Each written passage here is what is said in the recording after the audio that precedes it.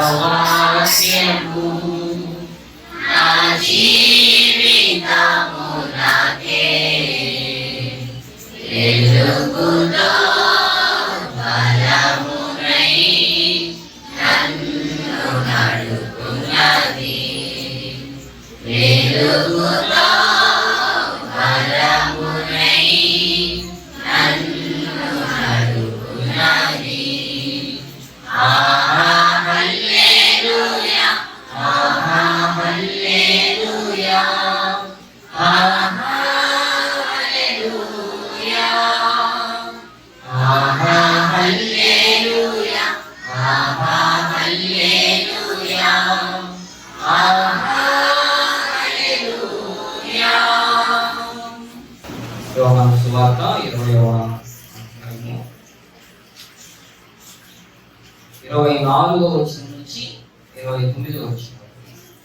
The Gospel according to St. John, chapter 20, verse beginning from 24 to 29. ప్రేమ కలిగిన మా తండ్రి, దయ కలిగిన ప్రభువా,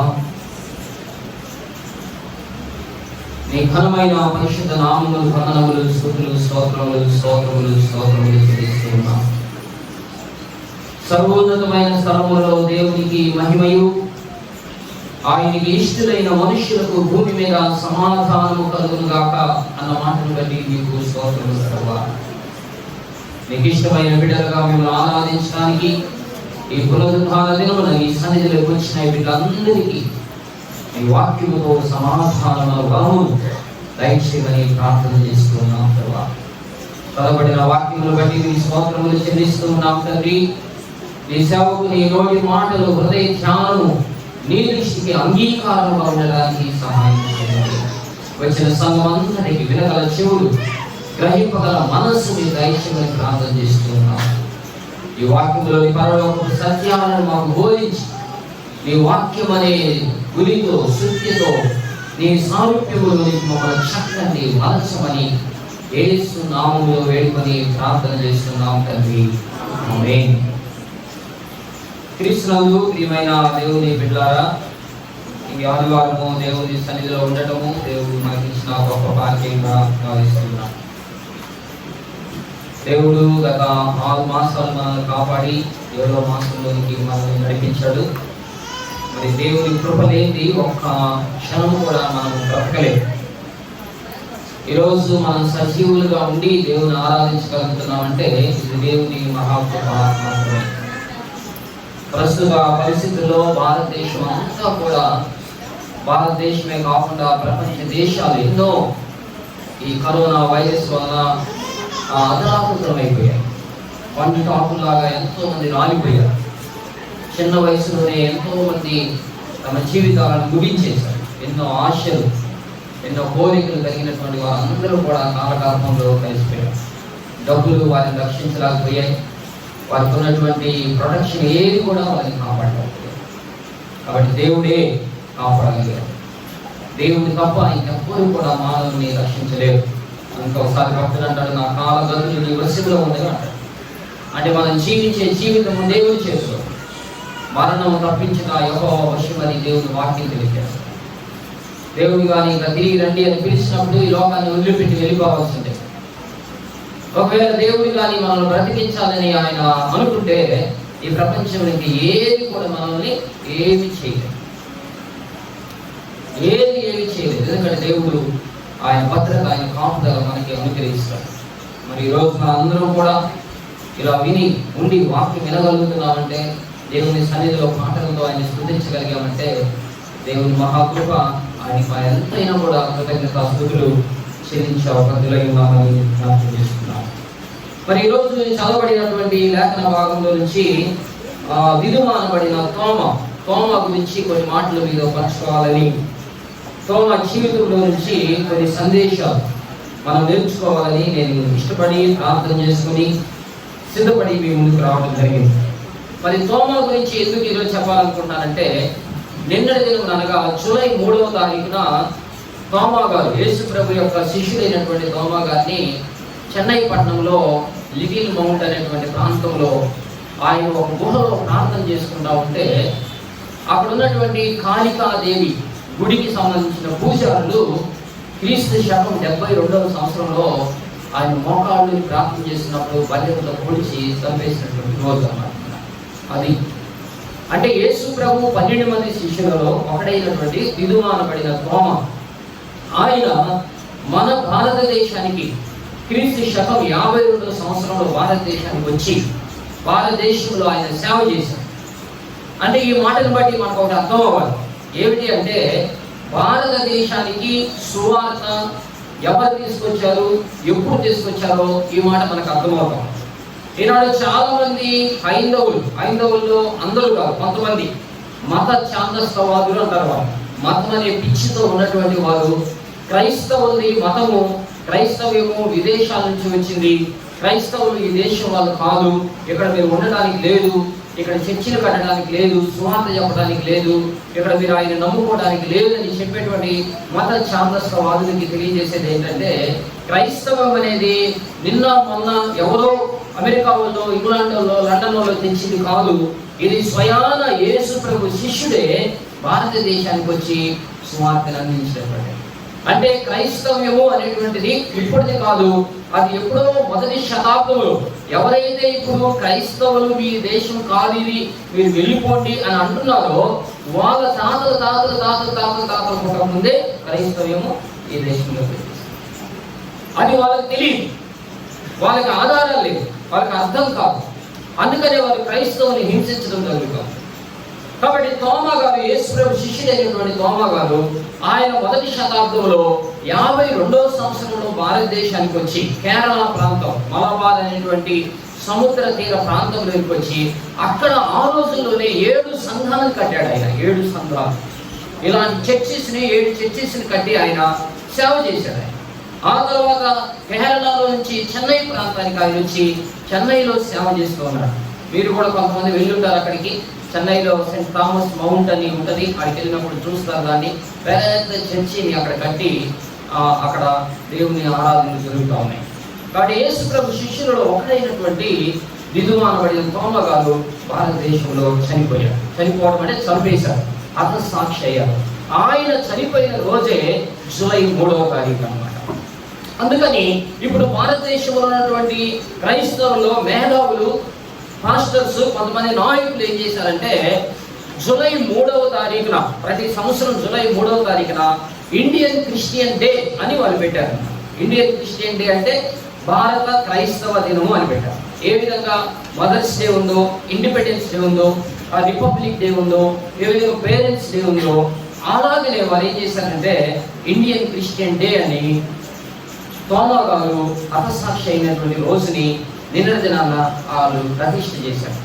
ఇది ఇక 10 సంవత్సరాల వరకు, అంటే ఇలా ప్రతి సంవత్సరం కూడా ఒక పండుగలాగా జరపాలని, ప్రతి సంవత్సరం కూడా దేవుని యొక్క సువార్త విషయంలో ప్రత్యేకమైనటువంటి విషయాలు ఈ భారతదేశ ప్రజలకు తెలియాలని నిర్ణయం తీసుకోవడం జరిగింది.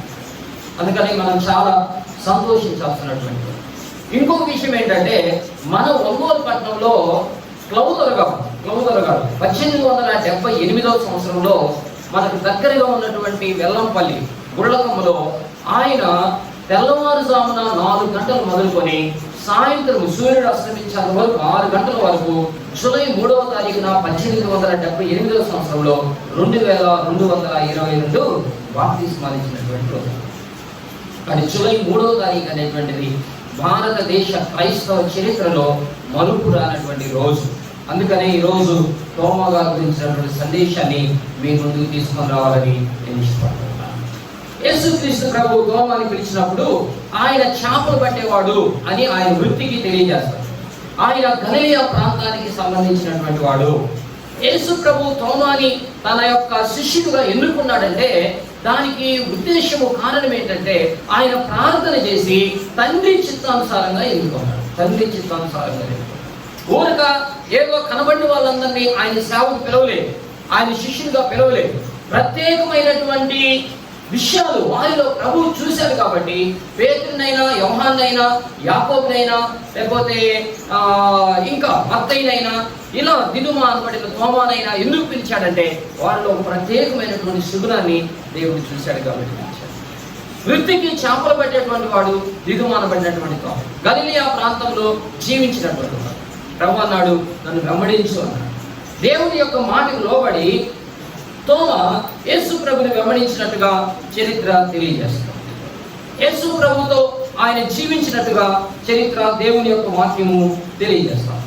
తోమ అనేటువంటి మాట, దిదుమ తోమ అనేటువంటి మాటకి అర్థం ఏంటంటే కవలలు అని అర్థం. ట్విన్స్, కవలలు అని అర్థం.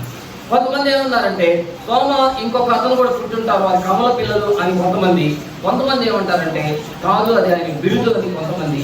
ఏదేమైనప్పటికీ కూడా తోమ దేవుని యొక్క సేవకి సమర్పించుకొని దేవుని కొరకు ప్రాణం పెట్టినటువంటి వ్యక్తిగా మనకి దేవుని వాక్యంలో కనిపిస్తాం. ఇతని జీవితంలో కొన్ని సంఘటనలు చూసినప్పుడు బైబిల్ మొత్తంలో 4 సువార్తలు కానీ అపోస్తల కార్యం కానీ మొత్తము 8 సార్లు తోమ గురించి రాయబడింది. 8 సార్లు తోమ గురించి రాయబడింది. మత్తయి సువార్త, మార్కు, లూకా, యోహాను సువార్త, అపోస్తల కార్యం, ఈ 5 పుస్తకాలలో 8 పర్యాయములు తోమ గురించి రాయబడినట్టుగా దేవుని వాక్యంలో కనిపిస్తుంది. ఎక్కువగా యోహాను సువార్తలో రాయబడింది ఆయన గురించి. ఎక్కువగా యోహాను సువార్తలో రాయబడింది. 11వ అధ్యాయంలోను, 20వ అధ్యాయంలోను, 21వ అధ్యాయంలోను తోమ గురించి ఎక్కువగా యోహాను సువార్తలో మనం చూస్తూ ఉంటాం. అయితే ఈ తోమలో కొన్ని విషయాలు ఏమిటి అంటే ఈరోజు మనం తెలుసుకోవాల్సిన విషయాలు, మొట్టమొదటిది యేసుతో మనం కూడా చచ్చిపోవటానికి వెళ్దాము అనే మంచి విశ్వాసం కలిగినటువంటి వాడు, ధైర్యం కలిగినటువంటి వాడు, త్యాగం కలిగినటువంటి వాడు తోమ. దేవుని వాక్యంలో కానీ చూస్తే యోహాను సువార్త 11వ అధ్యాయము 6వ వచనం నుంచి 8వ వచనం వరకు, అలాగే 16వ వచనము మనం గమనించవచ్చు. యోహాను సువార్త 11వ అధ్యాయము 6వ వచనం నుంచి 8, 11, 16వ వచనము, ఇవన్నీ కూడా మనం గమనించవచ్చు. ఇక్కడ ఏం రాయబడిందంటే లాజరు చనిపోయే పరిస్థితి, రోగి అయి ఉన్నాడు అనేటువంటి సందర్భము గురించి రాయబడింది. లాజరు రోగి అయి ఉన్నాడని తెలిసినప్పుడు యేసుక్రీస్తు ప్రభు ఏమంటాడంటే మనం యూదయకు వెళ్దాము, ఎందుకంటే నేను ప్రేమించినటువంటి లాజరు రోగి అయి ఉన్నాడు, అక్కడికి వెళ్దాము అని అంటాడు.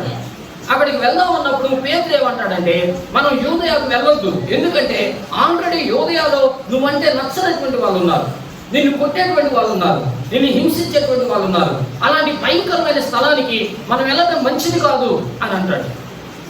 చూడండి ఆ మాటలు యోహాను సువార్త 11వ అధ్యాయము 6వ వచనం నుంచి రాయబడిన మాటలు చూడండి. అతడు రోగి అయి ఉన్నాడని యేసు వినినప్పుడు తానున్న చోటనే ఇంకా 2 దినములు నిలిచెను. అటు పిమ్మట ఆయన మనము యూదయకు తిరిగి వెళుదామని తన శిష్యులతో చెప్పగా ఆయన శిష్యులు, బోధకుడా, ఇప్పుడే యూదులు నిన్ను రాళ్ళతో కొట్ట చూచుచుండిరే, అక్కడికి తిరిగి వెళుదువా అని అడిగిరి. చూడండి, యూదులు యేసు ప్రభు మీద పగబట్టున్నారు. యూదులు యేసు ప్రభుని కొట్టి చంపాలనుకుంటున్నారు. యూదులు యేసు ప్రభుని హింసించాలనుకుంటున్నారు.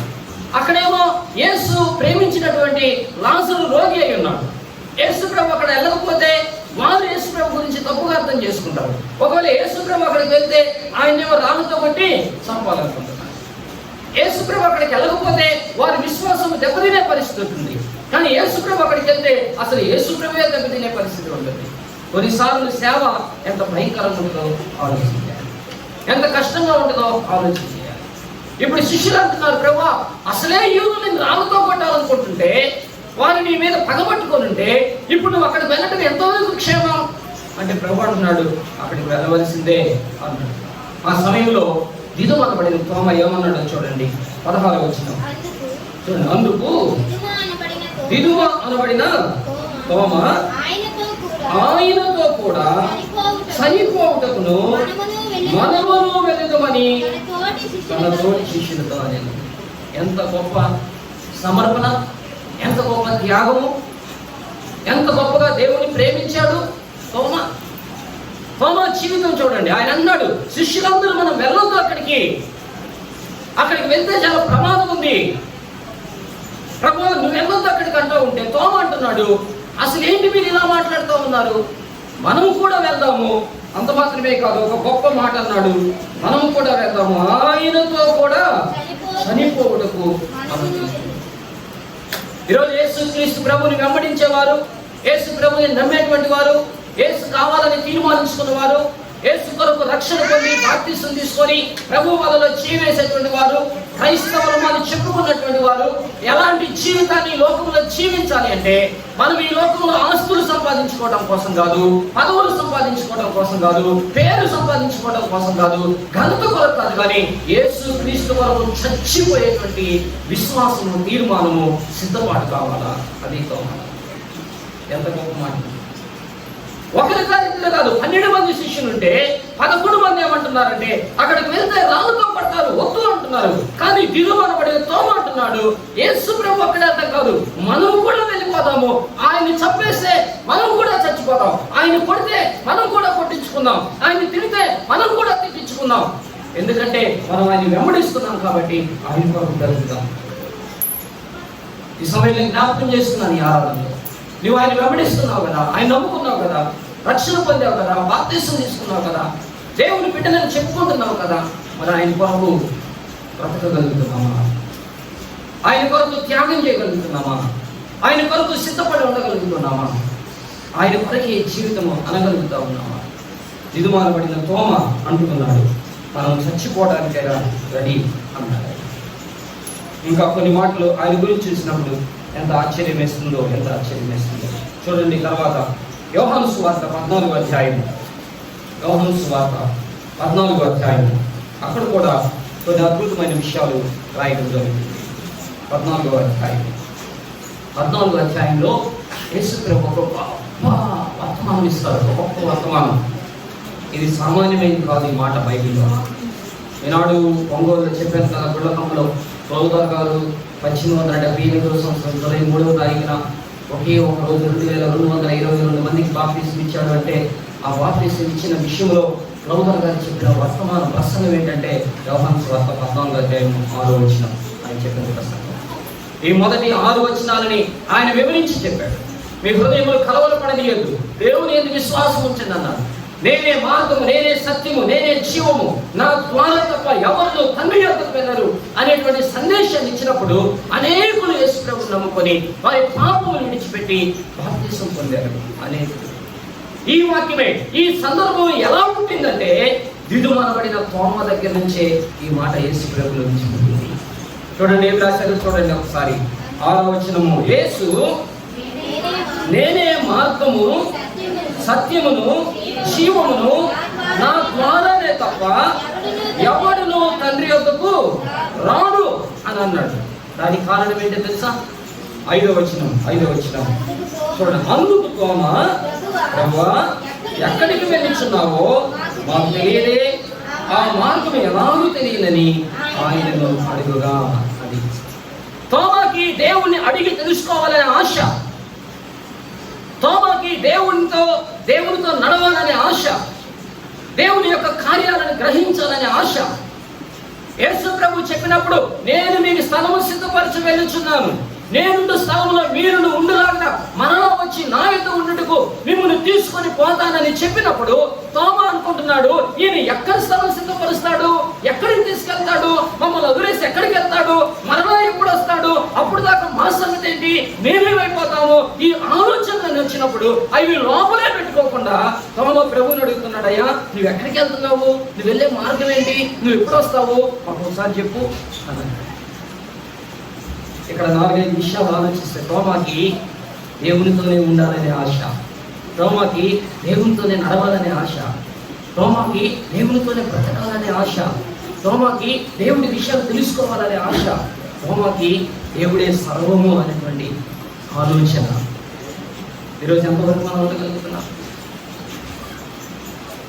తోమా జీవితంలో చూడండి ఎలాంటిదో, నేనుంటే దేవునితోనే ఉండాలి, నేను నడిస్తే ఆయనతోనే నడవాలి, నేను ఎప్పుడు ఆయన్ని చూస్తూ ఉండాలి, ఆయన విషయాలన్నీ నేను తెలుసుకోవాలి, నా బ్రతుకంతా ఇంకా ఆయన కోసమే, ఆయన ఎక్కడుంటే అక్కడ ఉండాలి, ఆయన ఎప్పుడు చెప్తే అప్పుడు చెప్పాలి, ఆయనతోనే జీవితం, ఆయనతోనే జీవితం. అందుకంటున్నాడు, నువ్వు ఎక్కడికి వెళ్తావయ్యా, నువ్వు వెళ్ళే మార్గం ఏంటి, మాకు ఎలా తెలుస్తుంది, ఎక్కడ స్థలం ఏంటి, పొలం ఏంటి, నువ్వు కట్టేదేంటి, నువ్వు వచ్చేదేంటి, నువ్వు వెళ్ళేదేంటి, సరి చెప్పయ్యా మాకు. అప్పుడు తోమా అంటున్నాడు ఆయన, నేనే మార్గము, నేనే సత్యము, నేను ఎక్కడికి వెళ్ళిపోను, అసలు మార్గమే నేను, సత్యమే లేదు, జీవమే లేదు. మంచి మాట. తోమాగా నా ప్రశ్న వేయకపోతే యేసు ప్రభు నుంచి మాట ఒక విషయం జ్ఞాపకం చేస్తున్నాను. నీకు కానీ యేసు గురించి ఆశ లేకపోతే యేసు దగ్గర నుంచి నేను పొందుకోలేవు. ఆశ లేకపోతే, దేవుని దగ్గర నీకు ఆశ లేకపోతే, ఆయన గురించిన తపన లేకపోతే, ఆయన గురించిన కోరిక లేకపోతే, ఆయనతో మాట్లాడాలనేటువంటి ఆలోచన నీకు లేకపోతే దేవుని దగ్గర నుంచి ఏమీ పొందుకోలేవు నువ్వు. వాక్యం చెప్తుంది, ఆశ గల ప్రాణాన్ని తృప్తిపరచనని చెప్తుంది. అడుగుడి మీకు ఇవ్వబడదని చెప్తుంది. నా నామములో నన్ను ఏమడిగినా నేను చేస్తానని చెప్తున్నాడు. నాకు మొరపెట్టుము, నేను ఉత్తరం ఇస్తాను అని చెప్పాడు. నాకు అసాధ్యమైనది ఏదీ లేదని చెప్పాడు. చాలా మందికి అసలు ఆశ ఉండదండి. మనం లోకాన్ని చూస్తూ ఉంటాం, లోకం వైపు చూస్తాం, రంగు వైపు చూస్తూ ఉంటాం, అధికారం వైపు చూస్తూ ఉంటాం. యేసు వైపు చదువు నేర్చుకోవాలి. మన జీవితంలో అద్భుతం ఏంటంటే ఆ మాట దేవుణ్ణి అడిగాడు. అందుకే దేవుడు అంటున్నాడు, నేను మార్గము, నేనే సత్యము, నేనే జీవము, నా ద్వారా తప్ప ఎవరును తండ్రి యొద్దకు రాడు అని చెప్పాడు. యేసు ప్రభుతో బ్రతకాలని, యేసు ప్రభుతో జీవించాలని, యేసు ప్రభుతో నడవాలని, ఎప్పుడు యేసు ప్రభుత్వాన్ని ఉండాలని, ఆయన ఎక్కడికి వెళ్తే అక్కడికి వెళ్ళాలని, ఆయన ఏది పెడితే తినాలని, ఆయన ఏది చెప్తే వినాలని, సర్వము ఆయన కొరకే అన్నట్టుగా ఇప్పుడు చూడండి, రెండు మాటలు. ఒకటి ఏంటంటే యేసు కోసం చచ్చిపోవాలనుకున్నాడు, రెండోది యేసు కొరకే ఈ జీవితం అనుకున్నట్టు. అలాంటి గొప్ప వ్యక్తి. అంతేకాదు ఆయన ఇంకా కొన్ని లక్షణాలు మీ ముందు తీసుకొని వస్తున్నాను. అంతేకాదు కానీ తోమాలో కొన్ని బలహీనతలు కూడా ఉన్నాయి. ఏం బలహీనత తోమాలో కనిపిస్తుంది అని మనం దాన్ని వాక్యంలో చూసినప్పుడు ఎలాంటి బలహీనత కనిపిస్తుంది అంటే, ఒకసారి యేసుక్రీస్తు ప్రభు మనందరం కొరకు శిలువకు వెళ్ళినప్పుడు, ఆ శిలువలో తన ప్రాణం పెట్టినప్పుడు తోమ దూరంగా వెళ్ళిపోతాడు. ఎక్కడికో దూరంగా వెళ్ళిపోతారు శిష్యులందరూ కూడా. భర్త తోమ కూడా ఒకరు వెళ్ళిపోయిన తర్వాత యేసు ప్రభు సమాధి చేయబడి ఆయన తిరిగి లేస్తారు. ఆ తిరిగి సమాధి నుంచి లేచినప్పుడు యేసు ప్రభు ప్రత్యక్షం అవుతాడు. ఇప్పుడు మనం చదివిన వాక్యం. అప్పుడు తోమ వారితో కూడా లేడు అని పలికించారు. చూస్తారా? యోహాను సువార్త 20వ అధ్యాయము, యోహాను సువార్త 20వ అధ్యాయం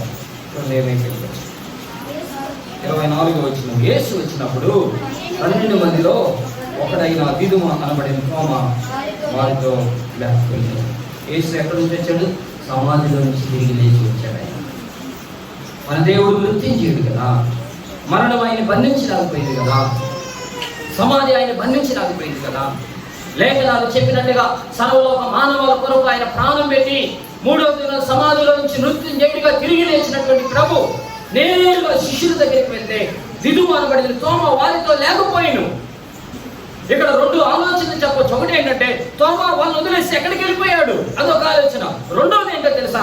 నేను అనుకుంటున్న ఆలోచన ఏంటంటే, తోమ యేసు ప్రభు లేనప్పుడు ఇక నేనెందుకు అంటే ఆయనే లేకపోతే ఇక నేనెందుకు? అయ్యో ఆయన చనిపోయాడు కదా, ఆయన సమాధిలోకి వెళ్ళిపోయాడు కదా, ఆ ప్రభువు లేనప్పుడు నేనెందుకు ఉండాలి, నా జీవితం ఎందుకు అన్నట్టు అయిపోయాడేమో తోమ.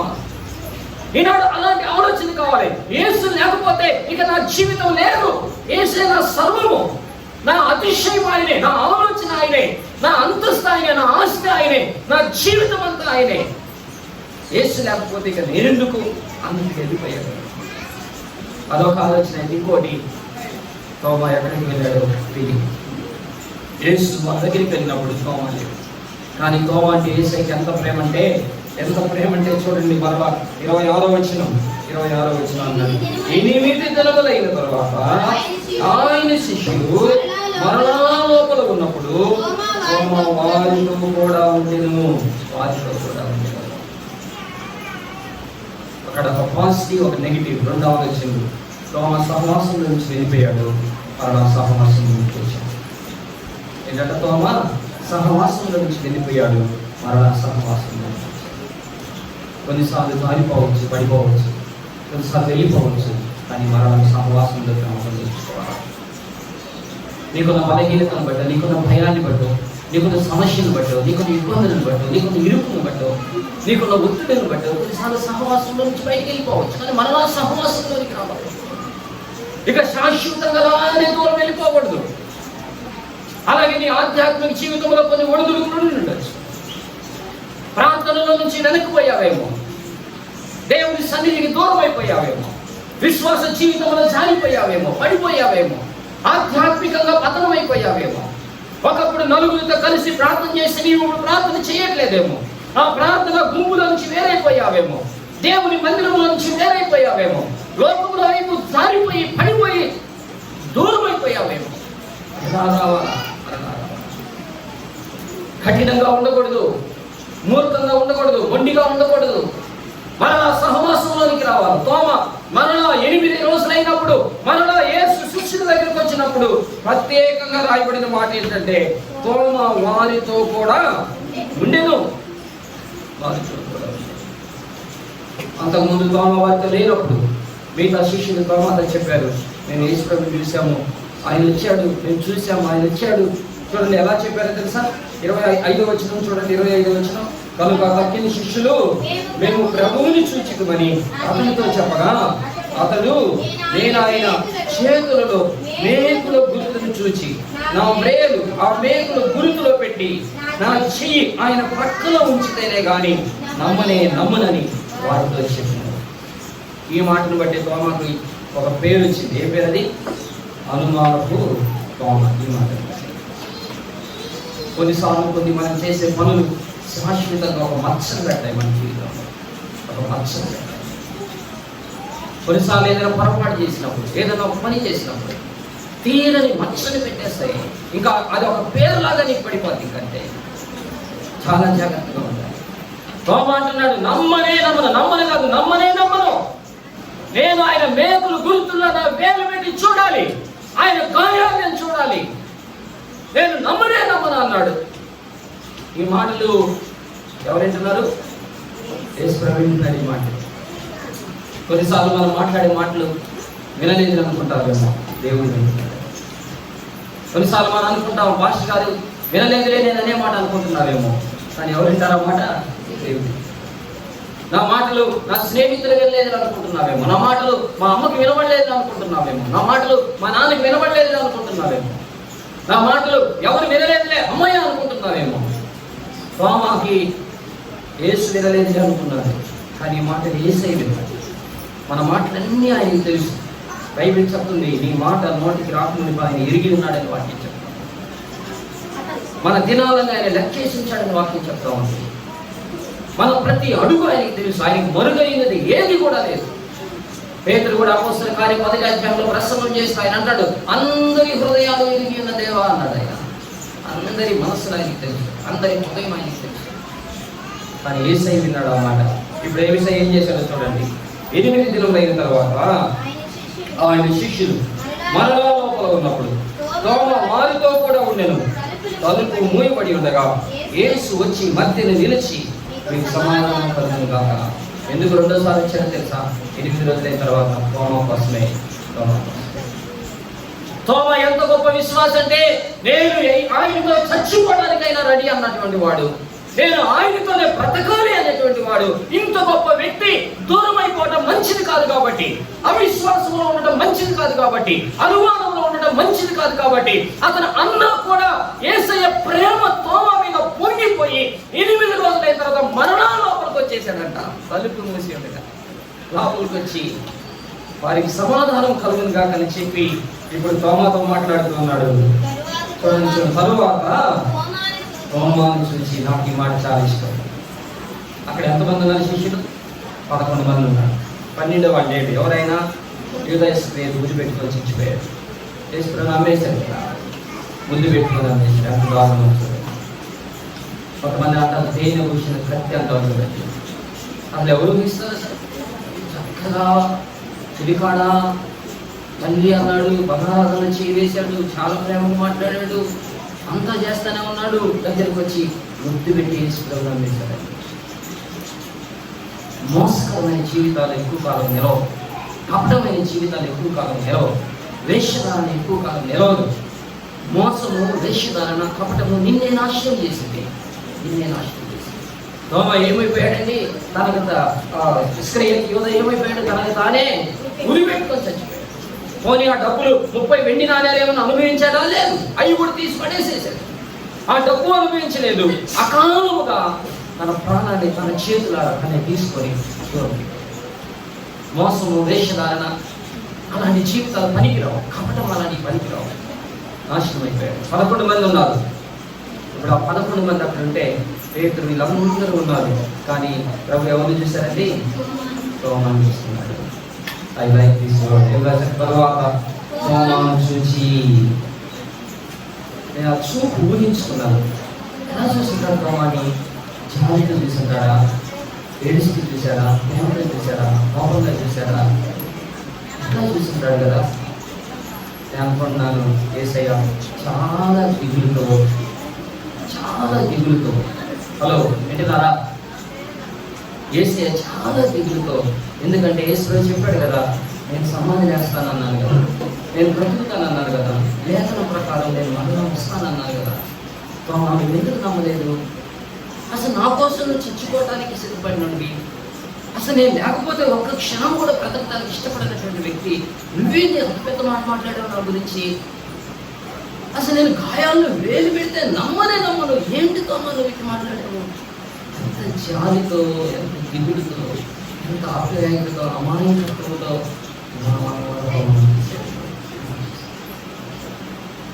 తోమా చూడగానే తోమా కూడా యేసు ప్రభువుని చూశాడు. 2 కళ్ళు వల్ల 2 కళ్ళు కలుసుకున్నాయి. యేసయ్య తోమాను చూశాడు, తోమా యేసు ప్రభువుని చూశాడు.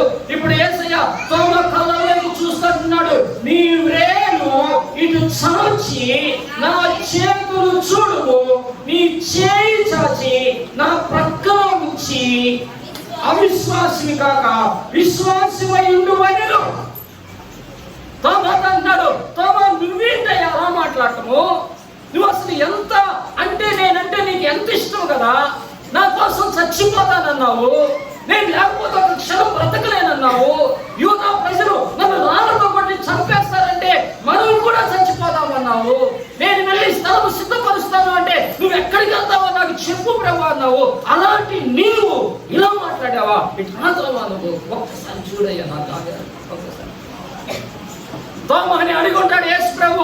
ఆయన కాయ ఇదిగో చూడయ్యా, ఈ పక్కలో చూడయ్యా ఈ గాయం. తోమా ఏం చేశాడంట? నీ చేయి చాచి నా పక్కలో, అల్లెపు పోటు పొడిచారు కదా ఇక్కడ, చూడయ్యా. తోమ ఏడ్చుంటాడండి. అయ్యో ఏడ్చుతూ ఆయన ఉంటాడు. ఈ మాట నెక్స్ట్ టైం ఉన్నాడో చూడండి. అవిశ్వాసి కాక విశ్వాసమై ఉండువనెను. అందుకు తోమ ఆయనతో నా ప్రభువా నా దేవా అని ఏమన్నాడు? నేను అనుకున్నాను అమాంతం వెళ్ళి అదే ఎత్తుకుంటే యేసు ప్రభుని వాటేసుకొని నా ప్రభువా నా దేవని అలా మోకాళ్ళ మీద పడిపోయి. నా ప్రియమైన దేవుని, చాలా మంది దేవుని కార్యాలను తీసుకోవడం అవిశ్వాసంగా అపనమ్మికతో దేవుని యొక్క శక్తిని తెలుసుకోలేకపోతున్నారు, దేవుని యొక్క మహిమను తెలుసుకోలేకపోతున్నారు, దేవుని యొక్క గొప్పతనాన్ని తెలుసుకోలేకపోతున్నారు. తోమా ఒక్కసారి వెళ్ళి కౌగిలించుకొని కాళ్ళ మీద పడిపోయాడు. ఏమన్నాడు? నా ప్రభువా నా దేవా. ఎంత గొప్ప బైబిల్లో ఆ మాట పలికిన ఏకైక వ్యక్తి ఆయన గుండెల్లో నుంచి నా ప్రభు అంటే నీవే నా రక్షకుడివి, నీవే నా దేవుడివి, నా ప్రభువా నా దేవా నీవే నాకు ఇంకా నా దేవుడు నీవే, నా రాజు నీవే, నా రక్షకుడు నీవే, నా అధికారి నీవే, నాకు సమస్తము నీవే ప్రభువా. ఇంకా నువ్వు ఏమి చెబితే అది చేస్తాను, నువ్వు ఏది మాట్లాడితే అదే నేను చెప్తాను, నువ్వు ఎలా వెళ్ళమంటే అలా వెళ్తాను, నువ్వు ఎక్కడ ఉండమంటే అక్కడ ఉంటాను. ఇక నా జీవితం నీ కోసమే ప్రభువా, నా ప్రభువా నా దేవా అని. So my lord my God, ఎంత గొప్ప. అది సమర్పించుకున్న తర్వాత తోమ ఎలా మారిపోయాడంటే చాలా అద్భుతమైనటువంటి విషయాలు దేవుని వాక్యంలో ఎలా మారిపోయాడు. అపోస్తల కార్యముల గ్రంథము 2వ అధ్యాయం, అపోస్తల కార్యం 2వ అధ్యాయం. వారందరూ మేడగదిలో ఉన్నారు. పెంతెకొస్తు పండుగ నాడు మేడగదిలో ఉన్నారు. అగ్ని జ్వాలల వలె పరిశుద్ధాత్మ దేవుడు గాలి వారి మీదకి వచ్చేసింది.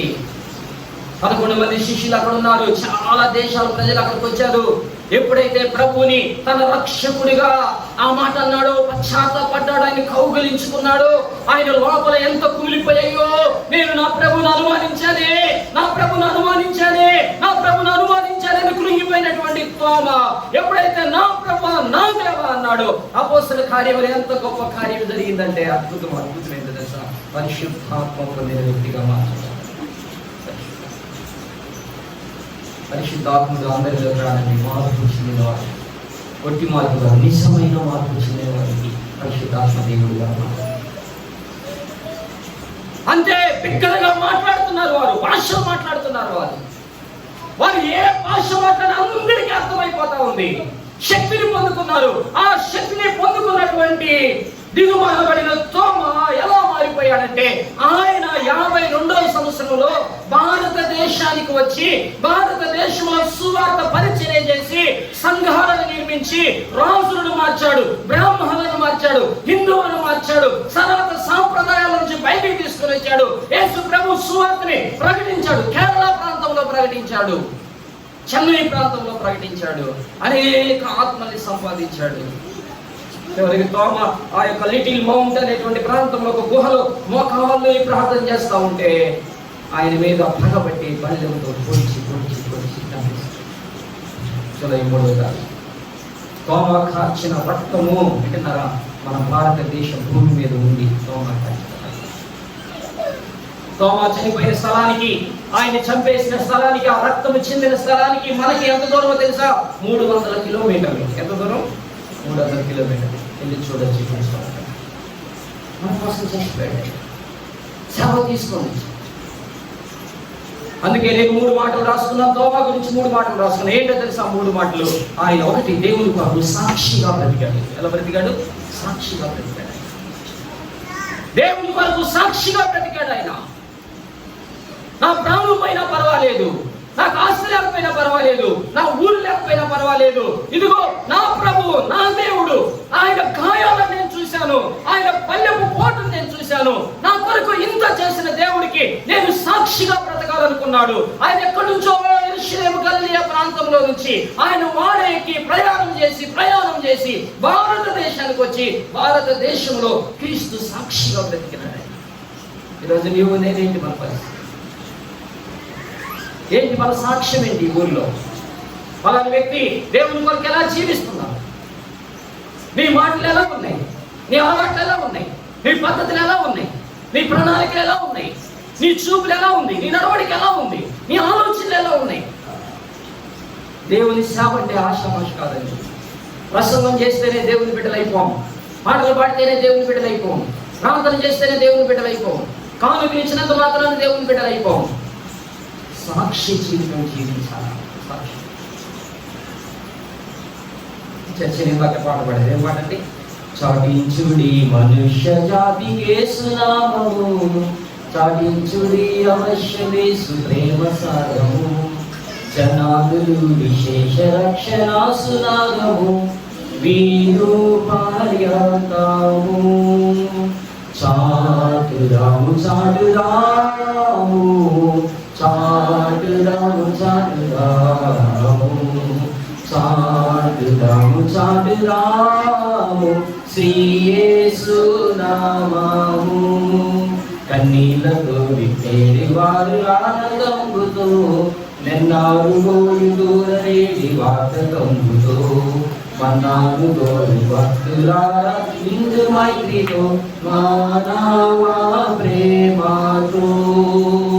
చాటురాము చాటురాము, చాటురాము చాటురాము, చాటురాము చాటురాము, సత్య సువార్తను. దేవుని సువార్త తీసుకొని దేవుని సాక్షిగా బ్రతికాడు ఈ భారతదేశంలో. ఆయనకి ఇక్కడ స్నేహితులు లేరు, ఆయనకి ఇక్కడ బంధువులు లేరు, ఆయన ఇక్కడ తన ఇంటి పేరు వారు లేరు, తన కులానికి సంబంధించిన వాళ్ళు లేరు, తన మతానికి సంబంధించిన వారు లేరు, తన భాష తెలిసిన వాళ్ళు లేరు. నా అనే వాళ్ళు లేకపోయినా కూడా నా ప్రభువు కోసము నేను సాక్షిగా బ్రతకాలి. ఎక్కడికి వెళ్ళాలి? ఎక్కడైతే సువార్త అవసరమో, ఎక్కడైతే ప్రజలు పాపములో ఉన్నారో, ఎక్కడైతే దేవుని మందిరం లేదో, ఎక్కడైతే ఆయన తెలియదో, వారి దగ్గర దేవుని సాక్షిగా సాక్షిగా బ్రతకాలనుకొని భారతదేశానికి వచ్చేసి దేవుని సేవ చేసి సాక్షిగా బ్రతకడం నేర్చుకోవాలి. పౌలు భక్తులు తిమోతికి పత్రిక రాసిన తిమోతితో అంటాడు, తిమోతి నీ మాటలోను నీ ప్రేమలోను నీ విశ్వాసంలోను విశ్వాసాలకు మాదిరిగా ఉండాలా అనేది నీ సాక్ష్యం బాగుంటుంది. చాలాసార్లు చాలా మంది జీవితాలు ఇంట్లో సాక్ష్యం బాగుంటుంది, బయట సాక్ష్యం బాగుంటుంది, భర్త దగ్గర సాక్ష్యం బాగుండదు, భార్య దగ్గర సాక్ష్యం బాగుంటుంది, పిల్లల దగ్గర సాక్ష్యం బాగుండదు, ఊళ్ళో సాక్ష్యం బాగుండదు. మరలా మనిషి అంత బాగా ఉంటారు, మనిషి అంత బాగా. తోమా సాక్షిగా బ్రతికాడు. రెండవ మాట, ఆయన సాక్షిగానే కాదు సత్య సాక్షిగా బ్రతికాడు. ఏంటి రెండవ మాట? సత్య సాక్షి. సత్య సాక్షి అంటే ఏంటో తెలుసా? యేసు ప్రభు అన్నాడు యోహాను సువార్త 14:6 వచ్చి, నేనే మార్గము నేనే సత్యం. దేనికోసం సాక్షి తెలుసా? యేసు ప్రభు సాక్షిగా బ్రతికాడు. సత్య సాక్ష్యం అంటే సత్యం అంటే యేసు ప్రభు. Truth is not a word, it's a person who is the person of Lord Savior Jesus Christ. సత్యం అంటే యేసు ప్రభు. ఎప్పుడైతే మనం సత్య సాక్షిగా బ్రతుకుతామో, యోహాను సువార్త 8:34, 31, 32, 33 వచనాల్లో రాసి ఉంటుంది. ఏమిటి తెలుసా? సత్యము మిమ్మల్ని స్వతంత్రులుగా చేయదని రాయబడింది. సత్యము స్వతంత్రం చేయడం ఏంటంటే, సత్యం అనగా యేసు ప్రభు. యేసు ప్రభు మనం పాపం అనే సంఖ్యల నుండి, పాపం అనే బానిసత్వం నుండి, పాపం అనే ఆటంకాల నుండి, పాపం అనే బౌండరీస్ నుంచి మనల్ని స్వతంత్రులుగా చేస్తాం. సత్య సాక్షిగా ఉండిపోయాడు. తోమా భారతదేశానికి వచ్చి కట్టుకథలు చెప్పలేదు. తోమా భారతదేశానికి వచ్చి తన గురించి చెప్పలేదు. తోమా భారతదేశానికి వచ్చి తన అద్భుతాల గురించి చెప్పలేదు. తోమా భారతదేశానికి వచ్చి తన ఇంటి పేరు, ఒంటి పేరు గురించి, తన యొక్క గొప్పతనాలు, తన లోతు పొడుగు ఎత్తేదో చెప్పుకోలేదు. తోమా భారతదేశానికి వచ్చి సత్యవంతుడైన యేసుక్రీస్తు గురించి చెప్పాడు. అది ఇప్పుడు మన గురించి చెప్పుకోవాలి. చెప్పకపోతే వచ్చేది ఆ పేరు చెప్పలేదే, ఆ పేరు రాయలేదే, అసలు మేమంటే ఏమనుకుంటున్నారు, నేను ఎంత ఇచ్చామనుకుంటున్నాం, నేను ఎంత పోరాడామనుకుంటున్నాం, నేను లేకపోతే ఏమైంది. మన గురించి కాదు, నా గురించి చెప్పుకోవడానికి ఆ దేవుడు నన్ను సేవలు పిలిచింది. నా గురించి చెప్పుకోవడానికి ఆ దేవుడు నన్ను అభిషేకించింది. నా గురించి చెప్పడానికి ఆ దేవుడు నా ద్వారా అద్భుతాలు చేస్తుంది. నా గురించి చెప్పడానికి ఆ దేవుడు నన్ను నిలబెట్టుకుంది. సత్యవంతుడైన యేసుక్రీస్తుని గురించి ప్రకటించడానికి ఆయన బిడ్డ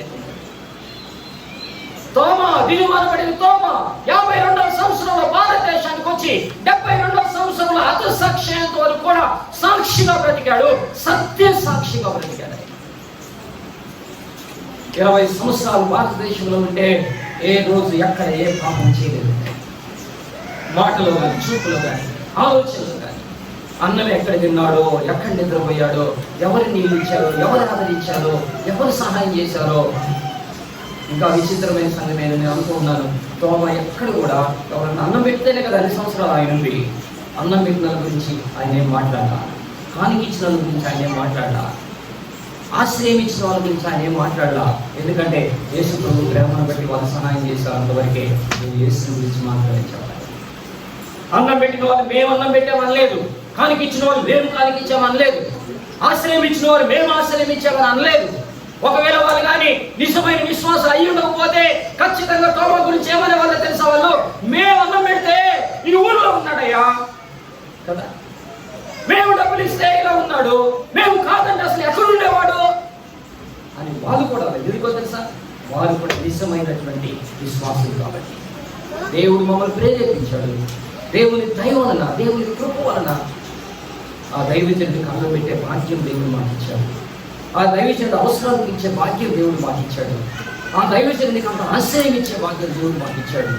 ఆ దైవజనుడు సేవ చేయడానికి అవకాశం కల్పించడానికి దేవుడు మాకు అవకాశం ఇచ్చాడు. అనుకున్నారే కానీ మా పేరు చెప్పలేదే, మమ్మల్ని పొగడలేదే, మమ్మల్ని రాయలేదే, మమ్మల్ని పూయలేదే, మమ్మల్ని తొయ్యలేదే అని అనుకోలేదు. దోమ ఏంటంటే మొదటిది సాక్షిగా ఉన్నాడు, రెండవది సత్య సాక్షిగా ఉన్నాడు, మూడవ మాట చెప్పి ముగించేస్తాను. మూడవది హతసాక్షిగా మారిపోయాడు. ఏంటంట? హతసాక్షి. హతసాక్షి అంటే క్రీస్తు కొరకు చచ్చిపోవడం, క్రీస్తు కొరకు చచ్చిపోవడం. ఎంత ఆశ్చర్యపడి దేవుని కొరకు చచ్చిపోయాడు. ఆ గుహలో మోకాళ్ళని ప్రార్థన చేస్తూ ఉన్నాడు. ఆయన అలవాటు ప్రతిరోజు ఆ లిటిల్ మౌంట్ అనేటువంటి ప్రాంతంలో ఆ గుహలోకి వెళ్ళి ప్రార్థన చేసుకుంటూ ఉండేవాడు. చెన్నైలో ఉన్నటువంటి ఆ ప్రాంతంలో వారు చేసినటువంటి పని చాలా పగబట్టేశారంట దీని మీద. మైలాపూర్ ప్రాంతంలో అక్కడ ఖాళీగా అదే గుడి ఉండేది. ఆ గుడికి పూజారులుగా ఉండేవాళ్ళు. ఈయన వచ్చి వాక్యం చెప్తా ఉంటే, సత్యదేవుని గురించి చెప్తా ఉంటే వాళ్ళు మారిపోతా ఉన్నారు. వాళ్ళ పాపం వచ్చేసింది. ఇదేం ఇచ్చేస్తున్నాడు అనుకున్నారు, పగబట్టేశారు. కొంతమంది కలిసేసి పల్లెలు తీసుకున్నారు. ఈయన గమనించుకున్నారు, ఎప్పుడు వస్తున్నాడు, ఎప్పుడు వెళ్తున్నాడు, ఏం చేస్తున్నాడా. ఆ గోళ్ళకి వెళ్ళి రోజు ప్రార్థన చేసుకునేవాడు. గంటలు ప్రార్థన చేసుకునేవాడు. మోకాళ్ళ మీద ప్రార్థన చేసుకునేవాడు. ప్రార్థనా శక్తితో ఆయన సేవలు కట్టాడు. ప్రార్థనా శక్తితో సంఘాన్ని కట్టాడు. ప్రార్థనా శక్తితో భారతదేశానికి వచ్చాడు. ప్రార్థనా శక్తితో ఆత్మను సంపాదిస్తున్నాడు. ఆ ప్రార్థన చేసుకుంటున్న సమయంలో వారు బల్యం తీసుకొని అలా మోకరిల్లు వాడిని పొడిచేశారు. ప్రార్థన అవసరం ఏమనంటే నేను ప్రార్థన చేసుకుంటూ వచ్చాడు పాపిస్తాడు అనుకుంటా. అట్లా కాదు, దేవుని పక్కన చచ్చిపోవడానికి సాక్షి, సత్య సాక్షి, అంత సాక్షి. ఆ బల్యంతో పొడిస్తే అక్కడ నుంచి లేచి వెళ్తా ఉంటే ప్రాణంతో పుట్టారంట. మళ్ళీ అయితే ఆ గాయాలు, ఒళ్ళంతా గాయాలు ఆ రక్తంతో కారుకుంటూ ఇప్పుడు సెయింట్ థామస్ మౌంట్ అనే ఆ కొండ దగ్గరికి వెళ్ళి అక్కడ సిలువ పెట్టాడంట. ఆయన ముందు ఆ సిలువను అలా వేసుకొని అక్కడ తోమాని తన శిష్యులు కొంతమంది తీసుకొని వెళ్ళి ఆ లిటిల్ మౌంట్ దగ్గర ఆయన సమాధి చేశారు. కొంతకాలం తర్వాత ఇటలీ దేశం వాళ్ళు వచ్చి ఆ ఎముకలు తీసుకొని వెళ్ళిపోయారు. క్యాథలిక్స్ ఎముకలు తీసుకొని వెళ్ళి వాళ్ళ దేశంలో తోమ సమాధి అలా తీసుకున్నారు. అది సాక్షి చచ్చిపోయాడండి. మా ప్రియమైన దేవుడి ద్వారా జూలై 3వ తారీఖున క్రీస్తు శకం 72వ సంవత్సరంలో జరిగిన గొప్ప చరిత్ర భారత క్రైస్తవ దినముగా ప్రతిష్ఠ చేశారు. ఎందుకో తెలుసా? మనం క్రైస్తవులుగా బ్రతకాలి, సాక్షిగా బ్రతకాలి, సత్య సాక్షిగా బ్రతకాలి, హతసాక్షిగా. ఎప్పుడైతే అలాంటి జీవితం అనుకుంటుందో పరలోకంలో ప్రభుత్వం కూడా హ్యాపీగా ఉంటారు. దేవుడి కొరకు ఎప్పుడైతే నువ్వు సాక్షిగా బ్రతకాలనుకుంటావో, సత్య సాక్షిగా బ్రతకాలనుకుంటావో, హతసాక్షిగా బ్రతకాలనుకుంటావో, దేవుడు నీకేం ప్రభు చేయలేదు. దిగులు పడాల్సిన పని లేదు, భయపడాల్సిన పని లేదు, అధైర్యపడాల్సిన పని లేదు, కృంగిపోవాల్సిన పని లేదు. నీ అవసరాలు దేవుడు తీరుస్తాడు, నీ అక్కర్లు దేవుడు తీరుస్తాడు, నీ సమస్య దేవుడు కలిగిస్తాడు, నీ చప్పులను ఆయన బాగు చేస్తాడు, నీకున్న కష్టాలు వేదన ఆయన చూసుకుంటాడు. ఇక నువ్వేమీ కలవరపడాల్సిన పని లేదు. ప్రభా, ఈ జీవితం నీకోసమే, నీకోసం నేను బ్రతుకుతాను, నీకోసం నేను చచ్చిపోతానని తీర్మానించుకున్నప్పుడు నీ సంగతి అంతా కూడా ఆయన చూసుకుంటాడు. ప్రభా తోమ వాటిని లేడు, మరణ ఉన్నప్పుడు ఆయన దగ్గరికి వెళ్ళి తోమ చూచి ఆయన వేలు పెట్టి అని అంటాడు. ఈరోజు ఆ ప్రభు దగ్గరికి వచ్చి, ప్రభా ఇది నా జీవితం నీకు ఇస్తున్నాను, నీ సాక్షిగా, సత్య సాక్షిగా, హతసాక్షిగా బ్రతకడానికి నేను ఇష్టపడుతున్నానని తీర్మానం తీసుకున్నాను. ప్రారంభించుదాం, గమనిస్తున్నాం, సాధిస్తున్నాం, ప్రార్థిస్తున్నాం. నా ప్రియమైన దేవుడి ద్వారా ఉదయకాల దేవుడిని మాట్లాడుతున్నాను. ప్రేమ కలిగిన దేవుడి నన్ను దర్శించాడు. ప్రభుని వెంబడించినప్పుడు ఎంత శ్రేష్టమైన జీవితం కదా. మిగతా శిష్యులు అంటున్నారు, అయ్యో యోదయ వాళ్ళు నిన్ను రాళ్ళతో కొట్టాలనుకుంటున్నారు. అయ్యా అక్కడ కొట్టు ప్రభా. యోహాను, పేతురు, యాకోబు, ఆంద్రేయ వాళ్ళందరూ అంటున్నారు, అయ్యా నిన్ను అక్కడికి వెళ్తే రాళ్ళతో కొడతారయ్యా. కానీ తోమ అంటున్నాడు, మనం కూడా వెళ్ళి ప్రభుత్వ చచ్చిపోవాలి. మనం కూడా ఎంత గొప్ప మాట, ఎంత గొప్ప మాట. ప్రభు మీ హృదయాలు కలవరపడనీయొద్దు, నేను వెళ్ళి మీకు శ్రమలు సిద్ధపరుస్తాను, నేను శ్రమలో మీరును ఉంటానని ప్రభు చెబితే తోమ అన్నాడు, అయ్యో నువ్వు ఎక్కడికి వెళ్తావయ్యా, నీ మార్గం ఏంటయ్యా, నువ్వు కావాలయ్యా, మాకు చెప్పయ్యా, మాకు ఆయనతో బ్రతకాలని, ఆయనతో నడవాలని, ఆయనతో జీవించాలి, ఆయనతో చచ్చిపోవాలి. ఎలాంటి తీర్మానం సరిపోయి లేచి సహవాసంలో లేకుండా తోమ బయటికి వెళ్ళిపోయింది. మరి ఆ తోమతో మనం మేము ప్రభుత్వం చూసామంటే తోమ అంటాడు, నేను ఆయన గాయాలను వేలు పెట్టి చూడాలి. ప్రభు తోమ మరలా వచ్చి యేసు తోమను చూసి, ఓ ఎంత అద్భుతమైన సహవాసం, మా ప్రియమైన దేవుడి ద్వారా ప్రేమ కలిగిన మా తండ్రి, దయగలిగిన ప్రభుత్వం వందనాలు చెల్లిస్తున్నాను నాయన. నీ కొరకు మేము జీవించడానికి బ్రతకడానికి తీర్మానం చేసుకున్న ప్రతి ఆశీర్వదించమని యేసు నామములో వేడుకొని ప్రార్థన చేస్తున్నాం తండ్రి. ఆమేన్.